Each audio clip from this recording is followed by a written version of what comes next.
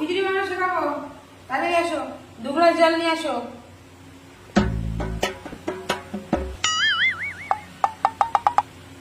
আরে এইভাবে নয়, তোলো, গ্লাস তোলো।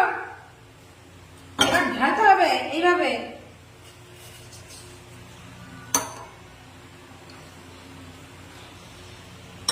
এবার চাল নিয়ে এসো 1 গ্লাস।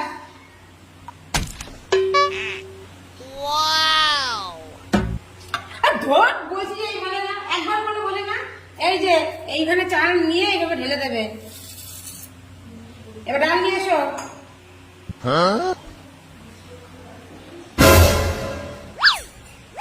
কি